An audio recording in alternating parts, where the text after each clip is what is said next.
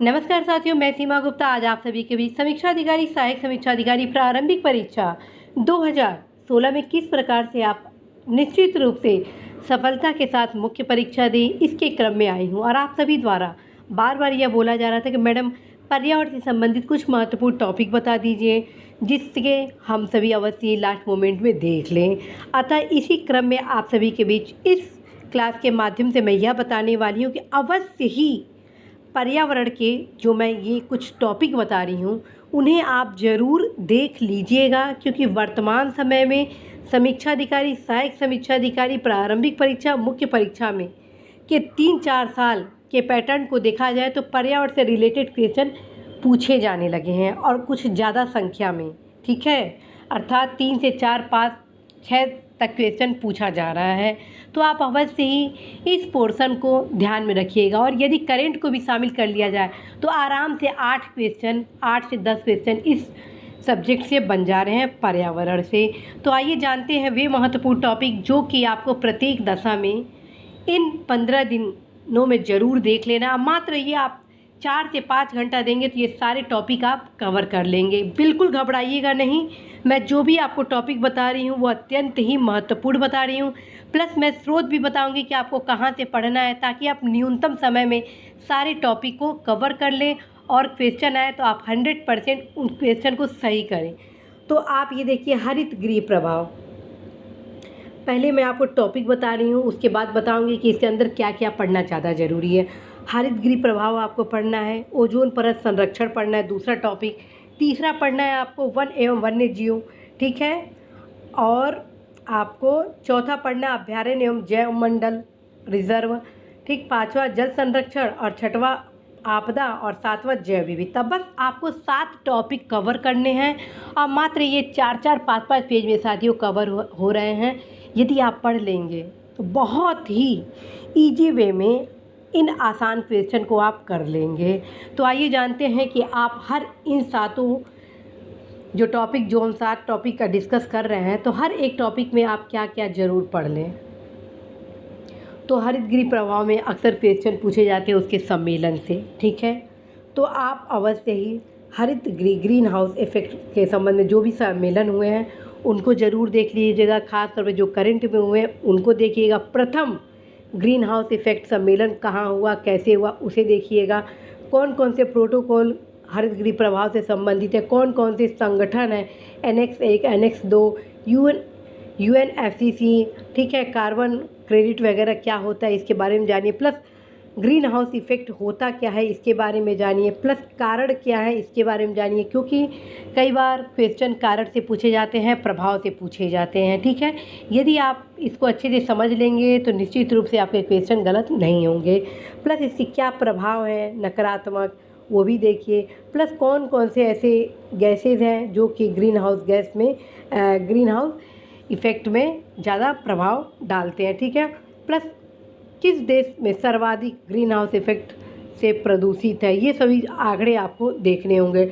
इसके अतिरिक्त साथियों इस टॉपिक में आपको राष्ट्रीय कार्य योजना और सतत विकास, सस्टेनेबल डेवलपमेंट से रिलेटेड भी तमाम प्रकार के क्वेश्चन देखने जो हाल फिलहाल में चर्चा की केंद्र हैं। खासतौर पर राष्ट्रीय कार्य योजना, चाहे वो भारत के स्तर पे हो या UNO के स्तर पे हो। ठीक है, तो आप इसको ज़रूर ही देखिएगा। दूसरा जो टॉपिक है साथियों वो ओजोन परत संरक्षण से संबंधित है। ठीक है, दूसरा जो टॉपिक है वो ओजोन परत से संरक्षण से संबंधित है। और सबसे पहले मैं बताऊँ, ग्रीन हाउस इफेक्ट और ओजोन परत संरक्षण में दोनों अलग अलग गैस दोनों से संबंधित है।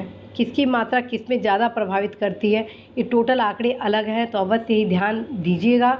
ठीक, तो आइए ओजोन परत पे बताते हैं। ओजोन परत में आपको वायुमंडल में कहाँ पे पहले ओजोन परत है, ठीक है, इसको आप देखेंगे। यहाँ पे आप देख रहे हैं स्ट्रेटोस्फीयर। इसके अलावा वायुमंडल में कौन कौन से मंडल हैं इनको भी एक बार आप ज़रूर देख लीजिएगा, क्योंकि ओजोन परत से संबंधी इस क्वेश्चन को भी पुटअप कर दिया जाता है। दूसरा साथ ही ओजोन परत का अर्थ वगैरह, थोड़ा परिभाषा वगैरह जान लीजिएगा किसे कहते हैं। ठीक है, दूसरा ओजोन परत ह्रास का क्या कारण है, ठीक है, इसका क्या प्रभाव हो रहा है, और प्लस ओजोन परत क्यों लाभकारक है हम लोगों के लिए, ये सारा चीज़ आपको देखना है। प्लस इससे संबंध में कौन कौन से सम्मेलन हुए हैं, संधि हुए हैं, ये टोटल चीज़ आपको देखने ही होंगे। आप यहाँ देख रहे हो ओजोन परत का मैं लिखी हूँ वायुमंडल में किस लेयर में है। दूसरा अर्थ वगैरह जान लीजिए, क्या कारण है, ठीक है, जो ओजोन परत को ह्रास के जिम्मेदार है। दूसरा, इससे क्या इफ़ेक्ट हो रहा है, ठीक। अगर मान लीजिए ओजोन परत लगातार पतला होता जाएगा तो उससे क्या नेगेटिव इम्पैक्ट पड़ेगा, ये टोटल आपको देखना। प्लस ओजोन परत यदि सतत बना रहता है, संरक्षित रहता है, तो उसके क्या लाभ होंगे, इसे भी आपको ध्यान में रखना। प्लस ओजोन परत संरक्षण के लिए कौन कौन सम्मेलन हुए और वर्तमान में कौन कौन सी संधियाँ क्रियान्वित हो चुकी है और क्रियान्वयन के कगार पे और या होने वाले हैं, उसे आप देख लीजिएगा। साथ में कौन से गैस हैं जो इफ़ेक्ट करते हैं, उसे आप देखेंगे। नेक्स्ट आते हैं साथियों तीसरा टॉपिक, और तीसरा टॉपिक है आप लोग का वन और वन्य जीव, ठीक है। तीसरा टॉपिक है वन और वन्य जीव। वन एवं वन्य जीव में साथियों वनों के प्रकार आपको देखना है, जिसमें मैंग्रोव वन, सदापर्णी वन, पर्णपाती वन महत्वपूर्ण है, ठीक है। हालांकि देखना तो सब है, लेकिन ये सबसे हॉट टॉपिक है जिन्हें आपको देखना ही होगा। दूसरा, जो घास है उन्हें भी आपको देखना होगा, ठीक। तीसरा, वन नीति भारत में कौन सी है, उसमें क्या क्या प्रावधान किए, एक बार ज़रूर देख लीजिएगा। कौन कौन से संस्थान हैं वन संरक्षण से संबंधित, वन विकास के संबंध में, ये सब आप देख लीजिएगा। प्लस कौन कौन से वन बचाओ के लिए आंदोलन किए गए थे, चिपको आंदोलन वगैरह टाइप के आंदोलन जो दिए रहते हैं उसमें देखिएगा। लास्ट में मैं आपको बताऊंगी किस किताब में ये सारे आपको जो मैं बता रही हूँ वो कहाँ आपको सारे एक जगह तथ्य मिल जाएंगे, ठीक है। और ये रहा वन एवं वन्य जीव ह्रास के क्या कारण उपाय, ये भी आप देखेंगे। वन और वन्य जीव के क्या कारण है कि ह्रास लगातार होते जा रहा है, क्या लाभ है, ठीक है। ये टोटल प्रभाव क्या है, ये सब चीज़ आप देखेंगे। इसके अलावा वन रिपोर्ट जो वर्तमान का है, वन रिपोर्ट भी आपको देखना है, जिसमें आपको भारत के संदर्भ में भी देखना है, उत्तर प्रदेश के संबंध में भी देखना है, प्लस विश्व के परिप्रेक्ष्य में भी देखना है। वन रिपोर्ट आपको 3 संदर्भ में देखना है, विश्व के संदर्भ में, भारत के संदर्भ में और राज्य के संदर्भ में, ठीक है। यूपी का क्वेश्चन यहाँ से एक सॉल्व हो जाएगा। दूसरा, इस समय वर्तमान जो आपदाएं आई हैं उन्हें भी देखने होंगे, प्लस वन्य जीवों के संबंध में जो महत्वपूर्ण समझौते वगैरह और किस किस राज्य में क्या कैसे है, ये सारी चीज़ आपको देखने होंगे। अब आते हैं नेक्स्ट टॉपिक। नेक्स्ट टॉपिक है साथियों अभ्यारण्य एवं जैवमंडल रिजर्व, ठीक है। अभ्यारण्य एवं जैवमंडल रिजर्व में आपको देखने होंगे महत्वपूर्ण दिवस, ठीक है। किन किन महत्वपूर्ण जो दिवस होते हैं वो आप देख लीजिए। दूसरा, परियोजना कौन कौन से हैं, ठीक है, जैसे हाथी परियोजना और प्रोजेक्ट टाइगर, और अभी 15 अगस्त में डॉल्फिन परियोजना और प्रोजेक्ट लायन के संबंध में भी घोषणा वगैरह किए गए हैं, ठीक है। तो उससे संबंधित जो भी महत्वपूर्ण परियोजनाएं हैं उन्हें आप ज़रूर ही देखेंगे, क्योंकि जो भी हाल फिलहाल में इन्वायरमेंट से रिलेटेड जो भी करंट अफेयर्स के क्वेश्चन है उन पे आप विशेष फोकस करेंगे, क्योंकि मैक्सिमम क्वेश्चन इन्वायरमेंट के करंट से रिलेटेड होते हैं, ठीक है। तो आप ज़रूर देखिएगा और आंकड़े विशेष तौर पे मिला लीजिएगा, क्योंकि आंकड़े लगातार परिवर्तित होते जा रहे हैं, ठीक है।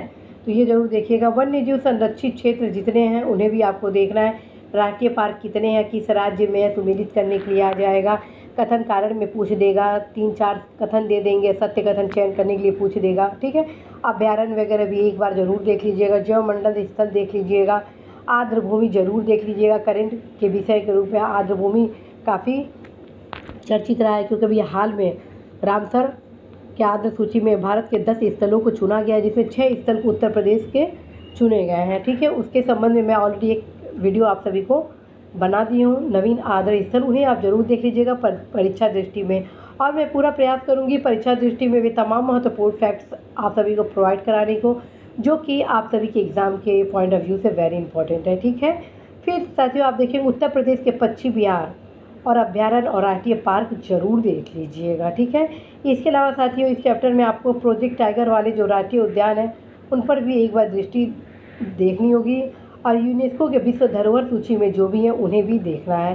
नेक्स्ट आते हैं जल संरक्षण। वर्तमान में जल संरक्षण काफ़ी चर्चा का केंद्र रहा है, इसलिए आप सभी को जल संरक्षण पर भी अपनी दृष्टि बनानी होगी। अवश्य जल संरक्षण से संबंधित जो भी हाल फिलहाल में योजनाएं वगैरह चलाए गए हैं, दिवस वगैरह, बजट में क्या प्रावधान किए गए, कौन कौन से प्राधिकरण बनाए गए हैं, ठीक है, गंगा मिशन वगैरह सब कुछ आप देख लीजिएगा, ठीक। इसके अलावा जल संरक्षण में लगातार जल ह्रास के क्या कारण है, क्या प्रभाव है, क्या निवारण है, क्या क्या योजनाएं हैं, ये सब आपको देखने होंगे। मात्र 6 से 7 पेज में हर एक टॉपिक आपका कवर हो जा रहा है। आराम से आप 6-7 घंटे में इसको पढ़ लेंगे। दूसरा बात यूँ आपदा, हाल फिलहाल में, पुराना नहीं आपदा पढ़ना है, वर्तमान में आपदा के जो महत्वपूर्ण कारण वगैरह होते हैं, कारण, परिणाम, अर्थ वगैरह ये सब जान लीजिएगा, और क्षेत्र वगैरह, साथ में जो वर्तमान में जो महत्वपूर्ण चक्रवात, भूकंप, बाढ़ आदि आए होंगे उन्हें आप ज़रूर आप देख लीजिएगा। अब आप ये सोचेंगे ये कहाँ से देखें, ये आप आराम से करेंट अफेयर्स के बुक्स में आप देख लेंगे। अब मैं आप सभी को ऑलरेडी करेंट अफेयर्स की तैयारी कैसे करें ये मैं आपको प्रोवाइड करा चुकी हूँ मार्गदर्शन क्लासेज में, अर्थात गाइडेंस क्लासेज में। आप ज़रूर उसमें जाइए और देख लीजिए।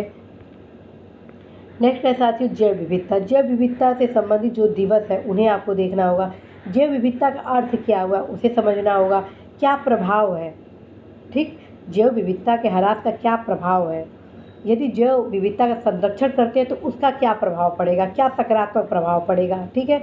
जैव विविधता का लगातार ह्रास हो रहा है, इसका क्या कारण है ये भी बताना है, निवारण भी बताना है, अर्थात पढ़ना है आपको। इसके अतिरिक्त साथियों निवारण के लिए कौन कौन से कार्यक्रम, सम्मेलन, योजना बनाए गए ये भी देखेंगे, और साथ में जैव विविधता से रिलेटेड जो महत्वपूर्ण हॉट स्पॉट हैं, विलुप्त प्रजातियां हैं, रेड डाटा सूची में हाल में जो सम्मिलित किए गए उन्हें आप जरूर देख लीजिएगा। तो साथियों इस प्रकार एक संक्षिप्त क्लास में मेरे द्वारा आप सभी को पर्यावरण के वे महत्वपूर्ण टॉपिक बताए गए जो कि आप अवश्य ही पढ़िएगा, ठीक है। पढ़ना आपको सब है, लेकिन कुछ ऐसे टॉपिक होते हैं जिन्हें हम अंतिम पलों में ज़रूर पढ़ते हैं, तो वो महत्वपूर्ण टॉपिक मैं आज आप सभी को बताई हूँ कि जाते जाते एक बार ज़रूर इन सभी पे दृष्टि दीजिएगा, क्योंकि पर्यावरण आप सभी की सफलता के लिए बहुत ही महत्वपूर्ण योगदान देगा, क्योंकि क्वेश्चन की संख्या लगातार बढ़ते जा रही है। तो साथियों जाते जाते एक बार और रिवीजन कर दियो आप लोगों को। हरित गृह प्रभाव पढ़ना है, ओजोन परत संरक्षण पढ़ना है, वन और वन्य जीव पढ़ना है, अभ्यारण्य जैव मंडल रिजर्व पढ़ना है, जल संरक्षण पढ़ना है, और साथ में आपदा और जैव विविधता। और पढ़ना किससे है ये भी जान लीजिए आपको इस दौरान, क्योंकि आपके पास समय बिल्कुल नहीं है, ठीक। तो जो भी आप पुस्तक पढ़ रहे होंगे, जो भी आप नोट्स पढ़ रहे होंगे उसे आप ज़रूर पढ़िएगा, नया कुछ मत पढ़िएगा। लेकिन यदि आप परीक्षा वाणी रखे हैं साथियों तो अवश्य उसके क्वेश्चन आप लगा लीजिएगा, प्लस जो बॉक्स है उसे पढ़ लीजिएगा, ठीक। इसके अतिरिक्त साथियों आप क्या करिए कि जो पूर्व के क्वेश्चन हैं, जो कि मैं एक वीडियो में बता चुकी हूँ कि कैसे आप घटना चक्र के पूर्वावलोकन को पढ़ेंगे, यहाँ फिर से मैं बताती हूँ कि बस आप प्रश्न पढ़िए और टू द पॉइंट उसका उत्तर पढ़िए, ठीक है। क्योंकि अब आपके पास समय नहीं है कि आप टोटल व्याख्या पढ़ेंगे, तो जो पूर्व के क्वेश्चन है उनको ज़रूर आप सॉल्व कर लीजिएगा, क्योंकि मिलते जुलते क्वेश्चन ही परीक्षा में रिपीट कर दिए जाते हैं। तो साथियों इस आशा के साथ कि आप अवश्य ही आप अपने लक्ष्य में सफल होंगे और आपकी तैयारी निश्चित रूप से मजबूत होगी। और इस दौरान आप बिल्कुल घबराइएगा नहीं, आप ये सोचिएगा कि इस 15 दिन में आप अवश्य ही अपनी तैयारी को इतना सशक्त कर देंगे कि 100% आप मुख्य परीक्षा देने का आपको अवसर मिलेगा, साथ में आप सबसे बेस्ट रैंक से आप पास भी होंगे। और हर सुबह पॉजिटिव अफर्मेशन ज़रूर अपने मन में दोहराइएगा कि मेरा पेपर बहुत ही अच्छा हुआ है। साथियों बिलीव करिए आप अवश्य ही सफल होंगे। इस आशा के साथ आज मैं आप सभी से विदा लेती हूँ कि आप अवश्य इस परीक्षा में सफल होंगे। नमस्कार।